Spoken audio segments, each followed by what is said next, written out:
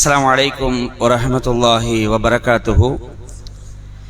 إن الحمد لله نحمده ونستعينه ونستغفر ونعوذ بالله من شرور أنفسنا ومن سيئات أعمالنا. من يهده الله فلا مضل له ومن يضلل فلا هادي له. وأشهد أن لا إله إلا الله وأن محمدا عبده ورسوله أما بعد. கண்ணியத்திற்குரிய இல்லாமல்ல அல்லாஹுவின் நல்லடியார்களே, அல்லாஹுடைய கிருபையினால் சுபுஹ் தொழுகையை ஜமாத்தோடு நிறைவேற்றிவிட்டு அல்லாஹுடைய வேத வரிகளையும் நபிகள் நாயகம் ஸல்லல்லாஹு அலைஹி வஸல்லம் அவருடைய போதனைகளையும் அறிந்து கொள்ள வேண்டும் என்ற நோக்கத்திலே இந்த நேரத்தை நாமெல்லாம் ஒதுக்கி தற்பொழுது இங்கு அமர்ந்திருக்கின்றோம். இந்த சந்தர்ப்பங்களிலே இப்ராஹிம் அலைஹிஸ்ஸலாம் அவர்கள் அல்லாஹ்விடத்தில் செய்த பிரார்த்தனையை நாம் தொடர்ச்சியாக பார்த்து வருகிறோம். அதிலே அல்லாஹ் ரப்பல் ஆலமீன் சூரா அஸ்-சாஃபாத் 37வது அத்தியாயத்தில் 100வது வசனத்தில் இப்ராஹிம் அலைஹிஸ்ஸலாம் அவர்கள் அல்லாஹ்விடத்தில் கேட்ட ஒரு பிரார்த்தனை தான் இன்று நாம் பார்க்க இருக்கிறோம். அன்புக்குரிய சகோதரர்களே, இப்ராஹிம் அலைஹிஸ்ஸலாம் அவர்களுக்கு அல்லாஹ் ரப்பல் ஆலமீன் குழந்தை பாக்கியத்தை வெகு நாட்களாக கொடுக்கவில்லை. அவர்கள் வயோதிக பருவத்தை அடையக்கூடிய அந்த தருணத்தில் தான் அல்லாஹ் ரப்பல் ஆலமீன் இஸ்மாயில் அவர்களையும் இஸ்ஹாக் அவர்களையும் அல்லாஹ் வழங்குகிறான். இதை இப்ராஹிம் அலைஹிஸ்ஸலாம் அவர்களே சொல்லக்கூடிய அந்த ஒரு செய்தி அல்லாஹ் குர்ஆன்ல சொல்லி காட்டுறான். 14வது அத்தியாயத்தில் 39வது வசனத்தில் அல்ஹம்துலில்லாஹில்லதி வஹபலி அலல் கிபரி, எல்லா புகழும் அல்லாஹ்வுக்கே. கிபரினா வயோதிகம். இஸ்மாயில வ இஸ்ஹாக இன்ன ரப்பி லசமிஉத் துஆ, வயோதிகத்தில் எனக்கு இஸ்மாயிலையும் இஸ்ஹாக்கையும் வழங்கிய அல்லாஹ்வுக்கே எல்லா புகழும். எனது இறைவன் பிரார்த்தனையை செவியேற்பவன் என்று இப்ராஹிம் நபி சொன்ன அந்த ஸ்டேட்மெண்ட்டை இங்க அல்லாஹ் சொல்லி காட்டுறான். அப்ப இதுல என்ன பார்க்கிறோம் சொன்னா, வயோதிகத்தில் அல்லாஹ் என்ன செஞ்சிருக்கிறான், இஸ்மாயில் அவர்களையும் இஸ்ஹாக்கையும் அல்லாஹ் வழங்கி இருக்கிறான். அப்ப ரொம்ப காலமா பிள்ளை இல்லையே. ஆனா அவங்க என்ன செஞ்சாங்க, அவங்க மனம் திறந்து விட்டார்களா? நாம நபியா இருக்கிறோம், அல்லாஹ்வுடைய தூதரா இருக்கிறோம், நமக்கே அல்லாஹ் இவ்வளவு காலமா பிள்ளையை தரலையே அப்படின்னு அவங்க மனம் தளராமல் தொடர்ச்சியாக இறைவனிடத்தில் பிரார்த்தனை செய்து கொண்டே இருந்தார்கள். அதுவும் எப்படி கேட்டாங்கிறத இங்க ஹைலைட். அதாவது பிள்ளையத்தா என்று வெறுமனே அப்படி பிள்ளையத்தா அப்படின்னு கேட்கல. அவங்க பிள்ளையை கேட்கும் பொழுதே ரப்பி ஹபிலி மினஸ் சாலிஹீன் இப்படி கேட்டாங்க. அதாவது என் இறைவனே, எனக்கு வழித்தோன்றலாக நல்லவரை அளிப்பாயாக.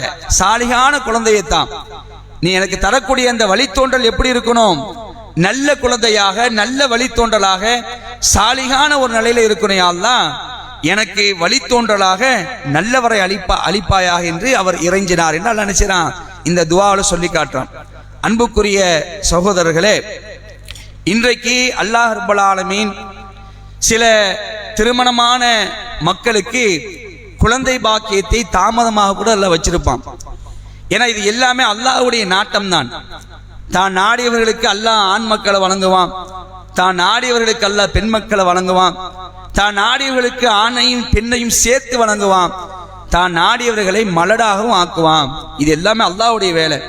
அல்லாஹ் நானா கிடைக்கும், சீக்கிரமா கிடைக்கும், லேட்டா கிடைக்கும், ரொம்ப தாமதமா கிடைக்கும். அப்ப இந்த நம்பிக்கையை நாம் என்ன செஞ்சக்கூடாது, ஒரு காலம் சோட போயிடக்கூடாது. ஆனா இன்னைக்கு சமுதாயத்தில், இஸ்லாமிய சமுதாயத்தில் என்ன பார்க்கறாங்க சொன்னா, திருமணமாகி கொஞ்ச காலம் பிள்ளை இல்லைன்னு வைங்களேன், உடனே என்ன செய்வாங்க சொன்னா மருத்துவத்தை பார்ப்பாங்க. தப்பு கிடையாது தான். மருத்துவத்தை பார்க்கக்கூடிய அதே நேரத்தில் மருத்துவத்திலையும் பிரயோஜனம் இல்லை, இதுலயும் ரிசல்ட் கிடைக்க மாட்டிருக்குது என்று சொல்லி சில தர்காக்களை நாடி செல்லக்கூடிய காட்சியை நம்ம பார்க்கலாம். இந்த அப்பா கிட்ட போனா புள்ள வந்துடும், அந்த அப்பா கிட்ட போனா பிள்ளை வந்துடும் அப்படின்னு சொல்லிட்டு இப்படி ஒரு மோசமான ஒரு நம்பிக்கையில் இருக்கிறாங்க. நீங்க சென்னையில கோவளம் தர்காவை நீங்க பாத்தீங்கன்னா தெரியும். கோவளம் தமீம் அன்சாரி அப்படின்னு ஒரு தர்கா, தமீம் அன்சாரி கோவளம் தர்கா ஃபேமஸான தர்கா. அங்க போய் என்ன செய்வாங்க, அங்க அது ஸ்பெஷல் எதுக்கு தான், பிள்ளை பாக்கியத்துக்கு தான். அங்க போய் ஒரு கட்டத்துல அல்லாஹ் நாடி என்ன செஞ்சு குழந்தைய கொடுத்துருவான், அல்லாஹ்வுடைய நாட்டத்துல குழந்தை கிடைச்சிரும். ஆனா அவங்க என்ன நினைப்பாங்க, இந்த அப்பா கிட்ட வந்ததுனால தான் குழந்தை கிடைச்சிருக்குன்னு சொல்லி பேரே என்னதுதான், தமீம் அன்சாரி தான். இன்னைக்கு நிறைய தமீம் அன்சாரின்னு பேர் இருக்கா இல்லையா? அவங்களுடைய வரலாறை கேட்டு பாருங்க, உங்களுக்கு எப்படி தமீம் அன்சாரி பேர் வந்துச்சுன்னு சொன்னா, நாங்க எங்க அம்மாவுக்கும் அப்பாவுக்கும் புள்ள ரொம்ப காலமா இல்லை, அப்ப அந்த கோவளம் தமீம் அன்சாரிட்ட போனாங்க, அங்க போன உடனே நான் பிறந்தனா அதனால தமீம் அன்சாரின்னு பேர் வச்சாங்கிறது தான் நிறைய வரலாறாவே இருக்கும். அன்புக்குரியவர்களே, அப்ப இது என்னது, இணை வைப்பு கொள்கை. இந்த நிலையில இருந்தான்னு சொன்னா நாளை மறுமையில வெற்றி பெறவே முடியாது, நிரந்தரமான நரகத்துக்கு தான் போக முடியும். அப்ப இதை என்ன செய்யணும், இஸ்லாமிய சமுதாயம் உணரணும். பிள்ளையை தரது அல்லாஹ். இப்ராஹிம் அலைஹிஸ்ஸலாம் அவர்களுக்கே அல்லாஹ் என்ன செய்யல, ரொம்ப காலமா பிள்ளையை கொடுக்கலையே. இதுல இன்னொரு படிப்படியை நம்ம பார்க்கணும். அன்புக்குரிய சகோதரர்களே, இன்னைக்கு பிள்ளை இல்லைன்னு சில தர்காக்களை நாடுறாங்களா இல்லையா? சில தர்காக்கள்ல அடங்கி இருக்கக்கூடிய நல்லடியார்கள் என்று இவர்களாக சொல்லக்கூடிய சாதாரண ஒரு மனிதத்தை போறாங்களே, இவருக்கு இந்த சக்தி இருக்கு, அந்த அப்பாக்கு இந்த சக்தி இருக்குன்னு என்று வழங்குறாங்களே. நூஹு நபியை விடவா இவருக்கு சக்தி இருக்கு? ஆதம் நபியை விடவா இவங்களுக்கு மிகப்பெரிய ஒரு சக்தி இருக்கு? ஆதம் நபியும் நூஹு நபியும் இப்ராஹிம் நபிக்கு முன்னாடி வாழ்ந்தவங்க, அவங்க பெரிய நபிகள் தானே, பெரிய நபிமார்கள் தானே. இப்ராஹிம் நபி நினைச்சா அவங்ககிட்ட கேட்டுக்கலாமா இல்லையா? இப்ராஹிம் நினைச்சா நூஹு நபிட்டையும் கேட்டிருக்கலாம், ஆதம் நபிட்டையும் கேட்டிருக்கலாம். ஏன் கேட்கல? அந்த ஆற்றல் அவங்களுக்கு கிடையாது. பிள்ளை கொடுக்கக்கூடிய பாக்கியம் அல்லாஹ்க்கு மட்டும்தான் இருக்குது. இதை நம்ம அல்லாஹ்ட்ட தான் கேட்கணும் சொல்லிட்டு அவங்களுடைய வாழ்க்கையில நமக்கு மிகப்பெரிய ஒரு படிப்பினை. நூஹு நபிட்ட இப்ராஹிம் நபி கேட்கல, ஆதம் நபிட்ட இப்ராஹிம் நபி கேட்கல. ஆனா இன்னைக்கு உள்ள சமுதாயம் என்ன செய்யறாங்க, கோவளம் தமீம் அன்சாரிட்ட கேட்கிறாங்க. இந்த தென்காசிக்கு பக்கத்துல பொட்டல் புதூர் ஒரு தர்கா இருக்குது. அந்த தர்காவுக்கு கல்யாணம் முடிஞ்சு திருமணமான அந்த ஆணும் பெண்ணும் அந்த தம்பதிகள் செருப்பு இல்லாம அந்த தர்காவுக்கு நடந்து போனாங்கன்னு சொன்னா பிள்ளை பாக்கியம் கிடைக்கும் ஒரு நம்பிக்கையில இன்னைக்கு வரைக்கும் நடந்து போயிட்டு இருக்கிறாங்க. அப்ப எங்க போய் கொண்டிருக்கு சமுதாயம்? அப்ப இப்ராஹிம் அலைஹிஸ்ஸலாம் அவர்கள் அல்லாஹ்விடத்துல என்ன செஞ்சாங்க, பிள்ளை பாக்கியத்தை கேட்டாங்க. அதுவும் பாருங்க தொடர்ச்சியா கேட்டு இருக்கிறாங்க, வயோதிக தன்மை வரைக்கும் கேட்டிருக்கிறாங்க. இந்த வயோதிக வரைக்கும் என்ன செஞ்சிருக்கிறாங்க, அல்லாஹ்விடத்துல பிள்ளை பாக்கியத்தை கேட்டிருக்கிறாங்க. அப்ப அந்த இப்ராஹிம் நபி கேட்ட அந்த பிரார்த்தனையில மிக முக்கியமானது, இறைவா எனக்கு நல்ல வரை வழித்தோன்றல் அளிப்பாயாக, இப்படி நாம கேட்கணும் இன்ஷா அல்லாஹ். அன்புக்குரிய சகோதரர்களே, இன்னைக்கு நிறைய பெற்றோருடைய நிலை என்ன தெரியுமா? ஒரு ஒரு ஒரு வார்த்தை சொல்லுவாங்க, தென்னையை பெத்தா இளநீர், பிள்ளையை பெத்தா கண்ணீர். இப்படி நிறைய மக்களுடைய நிலை இருக்குது. பிள்ளையை பெத்துட்டாங்க, ஆனா அந்த பிள்ளையினால பெற்றோர்களுக்கு எந்த பிரயோஜனமே இல்லாம நிறைய பெற்றோர்கள் ஏண்டா இவனை பெத்தேன் அப்படிங்கிற நிலையில இருக்கிறாங்க. அதே சமயத்தில் நல்ல பிள்ளைகளும் இருக்கிறார்கள், அதை நம்ம சொல்ல வரல. ஆனா பெரும்பாலும் நம்ம பார்க்கிறோம், பிள்ளையை பெத்தாலே அவனால எனக்கு சோதனை தான், ஏராளமான சோதனைகள். தொழுவ மாட்டிருக்கிறான், வணக்கசாலியா இருக்க மாட்டிருக்கிறான், போதையில விழுந்துடுறான், காதல்ல விழுந்துடுறான், ஆடம்பரத்தை விழுந்துடுறான், பைக்கு மோகத்துல விழுந்துடுறான் என்று சொல்லி எத்தனை பெற்றோர்கள் தன்னுடைய பிள்ளைகள் குறித்து வருத்தப்படக்கூடிய நிலை இருக்குதா இல்லையா? அப்போ இப்ராஹிம் நபி என்ன செஞ்சாங்க, பிள்ளையை கேட்கும் பொழுதே யா அல்லாஹ் எனக்கு நல்லவரை நீ வாரிசால் அளிப்பாயான்னு கேட்டாங்களா இல்லையா? அந்த அடிப்படை தான் அல்லாஹ் கொடுத்தான். எப்படிப்பட்ட குழந்தையை கொடுத்தான் தெரியுமா? பொறுமை மிக்க இஸ்மாயிலை நாம் அவருக்கு வணங்கணும். அல்லாஹ் பொறுமையாளர். இஸ்மாயில் அலைஹிஸ்ஸலாம் அவர்கள் அப்படி ஒரு சாலிகான அடியார், நபிதான். அவங்க வளரக்கூடிய பருவத்தில் எப்படி இருந்திருக்காங்க பாருங்க. இந்த பிள்ளையை கொடுத்துட்டு அல்லாஹ் ரப்பல் ஆலமீன் இப்ராஹிம் அவர்களை கொஞ்ச காலம் அவங்கள தள்ளி வச்சுட்டு ரொம்ப காலம் கழிச்சு இஸ்மாயில் அவரை சந்திக்கிற மாதிரி எல்லாம் வைக்கிறான். உழைக்கும் பருவத்தை இஸ்மாயில் அடையக்கூடிய நேரத்தில் இப்ராஹிம் நபி பார்க்கறாங்க. போய் பார்த்த உடனே ரொம்ப நாள் கழிச்சு கிடைச்ச பிள்ளை தானே, ரொம்ப நாள் கழிச்சு பார்க்கறாங்க. அப்ப நிறைய பாசம்லாம் இருக்கும். ஆனா போகும்பொழுது என்ன ஒரு டிமாண்டோட போறாங்க, உன்னை அறுக்கிற மாதிரி அல்லாஹ் எனக்கு கனவை காட்டியிருக்கிறான், உன் உயிரை நான் எடுக்கணும், இது அல்லாஹ்வுடைய கட்டளை, என்ன சொல்றீங்க அப்படின்னு சொல்லி கேட்கிறாங்க. அப்ப இஸ்மாயில் சொல்றாங்க, எப்படி அவங்க அந்த ஹாஜரா அம்மா வளர்த்திருந்தா என்ன வார்த்தை சொல்றாங்க பாருங்க. பாப்பா உங்களுக்கு அல்லாஹ் என்ன சொன்னான், என் உயிரை தான் எடுக்க சொன்னான், என்ன அறுக்க தானே சொன்னான், தாராளமா அல்லாஹ் உங்களுக்கு என்ன ஏவனானோ அதை நீங்க செய்யுங்க, இன்ஷா அல்லாஹ் அல்லாஹ் நாடினால் என்னை நீங்கள் பொறுமையாளனாக நீங்கள் காண்பீர்கள். என் கழுத்துல நீங்க கத்தியை வைக்கும் பொழுது அனுச மாட்டேன், துள்ளி குதிச்சு ஓடிட மாட்டேன், என்ன நீங்க என்ன செய்வீங்க, பொறுமையாளத்தான் நீங்க பாப்பீங்க, தாராளமாக நீங்க நிறைவேற்றுங்கன்னு சொல்லி இப்ராஹிம் அவர்களும் இஸ்மாயில் அவர்களும் இந்த விஷயத்துக்கு சம்மதம் தெரிவித்து என்ன செய்யறாங்க, தன்னுடைய மகனை கிடத்துகிறார்கள் கீழே. கிடத்தி கத்தி என்ன செய்யறாங்க, கழுத்துல வைக்கவும் வராங்க, அறுக்க முன்படுறாங்க. அப்பதான் அல்லாஹ் என்ன செஞ்சான், நிப்பாட்டுங்க, இது மகத்தான சோதனை, இந்த சோதனையில் நீங்க என்ன செஞ்சிருக்கீங்க, வெற்றி பெற்று விட்டு என்று அல்லாஹ் சொன்னான்னு சொன்னா, இந்த வரலாறு என்ன படிப்புன்னு தெரியுமா? வாப்பா என்ன சொன்னாங்களோ அதுக்கு கட்டுப்பட்டு நடக்கிறாங்க. இன்னைக்கு பிள்ளைகளுவோ வாப்பா சொன்னா கட்டுப்பட்டு நடக்கிறானா? எத்தனை பேர், எவ்வளவு பிரச்சனை, ஏதாவது நல்லது சொன்னா கூட கேட்க மாட்டேங்கிறான். அம்மா கிட்ட சொல்றான், வாப்பா பத்தி சொல்றான், நேரடியா பேச மாட்டான். அம்மா கிட்ட சொல்லுவான், என்ன அவர் நம்ம ரூட்ல ரொம்ப கிராஸ் ஆகுறாரு, கொஞ்சம் பார்த்து நடக்க சொல்லுங்க. யாருக்கிட்ட? அம்மா கிட்ட.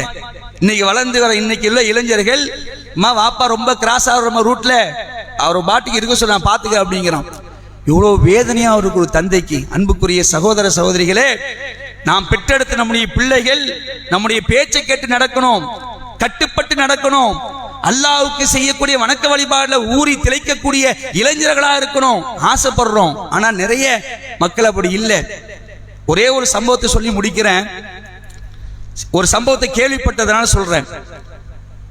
ஒரு குடும்பத்துல ஒரு அம்மா ஏதோ ஒரு பிரச்சனையில குடும்பத்தை விட்டு நினைச்சு வெளியே போயிடுறாங்க. ஏதோ ஒரு பிரச்சனையில மனஸ்தாபத்துல வெளியே போயிடுறாங்க. தேடுறாங்க, காணோம். அந்த அம்மாவை காணோம். தாய் ரொம்ப காலமா தேடி காணோம். வருஷ கணக்கு ஆகுது, அம்மாவை எங்கிட்ட தெரியல. அவங்களுக்கு பிள்ளைகள்லாம் இருக்கிறாங்க. அப்போ ஒரு கட்டத்தில் இந்த அம்மா என்ன பண்றாங்கன்னா, எங்கெங்கெல்லாமோ போய் இருந்துட்டு கடைசியில ஒரு ஹோம்ல போய் இருக்கிறாங்க. ஒரு முதியோர் இல்ல மாதிரி ஒரு இடத்துல போய் இருக்கிறாங்க. அங்க இருக்கும்போது அவங்க ஒரு முஸ்லீம் இந்த இடத்துல இருக்கிறாங்கன்னு ஒரு தகவல் கிடைச்ச உடனே அவங்க இருக்கக்கூடிய அந்த தகவல் என்ன செய்றாங்க, நிறைய பேர் பாஸ் பண்ணி விடுறாங்க. ஏதோ ஒரு வழியில இந்த அம்மா இங்க இருக்கிறாங்கிற மாதிரி வாட்ஸ்அப்ல பாஸ் பண்றாங்க. இன்னைக்கு ஈஸியா அதை எல்லாத்துக்கும் போய் சேர்ந்துருமா இல்லையா? ஏன்னா இன்னைக்கு வாட்ஸ்அப் உலகமா இருக்குது. இந்த செய்தி அப்படியே பாஸ் பண்ண உடனே இந்த செய்தி அவங்களுடைய பிள்ளைகளுக்கு கிடைக்குது. இவங்க இங்கதான் இருக்கிறாங்க கிட்டத்தட்ட பல வருஷம். அப்ப இந்த செய்தியை பார்த்த உடனே இது நம்ம அம்மாளோ அப்படின்னு தெரிஞ்சு நினைச்சாங்க, நேரடியாக அங்க போயிடுறாங்க. அங்க போய் அவங்கள நாங்க கூட்டு போறோம் அப்படிங்கிற மாதிரி சொல்றாங்க. அப்ப அவங்க என்ன சொல்றாங்கன்னா, இவ்வளவு காலமா நாங்க தான் வச்சிருந்தோம், பல மாதங்கள் நாங்க வச்சிருக்கிறோம், நீங்க கூட்டு போறீங்கன்னா நாங்க இவ்வளவு காலம் பராமரிச்சிருக்கிறோமா இல்லையா, அதுக்கு உண்டான காசை நீங்க கொடுங்க அப்படிங்கிறாங்க. எவ்வளவு? ஒரு 18,000 ரூபாய்.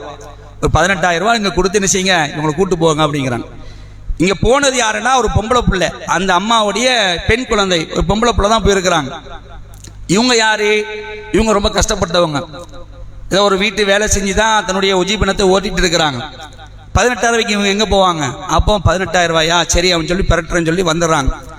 இவங்களுடைய பிள்ளைகள், ஆம்பளை பிள்ளைங்க இருக்கிறாங்க இல்லையா, இந்த பிள்ளை, இந்த பெண் பிள்ளை, இந்த அவங்களுடைய பெண் பிள்ளைக்கு வந்து தன்னுடைய சகோதரருக்கு போன் அடிக்கிறாங்க. அம்மா அங்கதான் இருக்கிறாங்க, இதை கொடுத்தாதான் தருவாங்கங்கிறாங்க, நீங்க காசு கொடுங்களேன் அப்படின்னு சொல்லிட்டு தன்னுடைய சகோதரர்கிட்ட கேட்கிறாங்க. அந்த சகோதரர்கள் சொல்ல பதில் தான் 18,000 ரூபாய் என்கிட்ட கிடையாது அப்படிங்கிறான். 18,000 ரூபாய் இல்ல, அதெல்லாம் ஒன்றும் தர முடியாது, அது இப்போ அவ்வளவு முடிஞ்சு போச்சு, நீயே பார்த்துக்க. சுப்ஹானல்லாஹ், எவ்வளோ பெரிய ஒரு மன வெளி பார்த்தீங்களா? இந்த பிள்ளைகளை பெற்றெடுப்பதற்கு தாயின் தந்தை எவ்வளோ கஷ்டப்பட்டிருப்பாங்க. ஒரு 18,000 ரூபாய் கொடுத்து உமா வாங்க முடியல, நீனா யார்?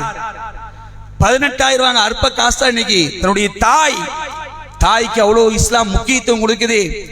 எனக்கு நன்றி செலுத்தி, அடுத்தபடி அவனுடைய பெற்றோர்களுக்கு நன்றி செலுத்தி அல்லாஹ் சொல்லி காட்டுறான்.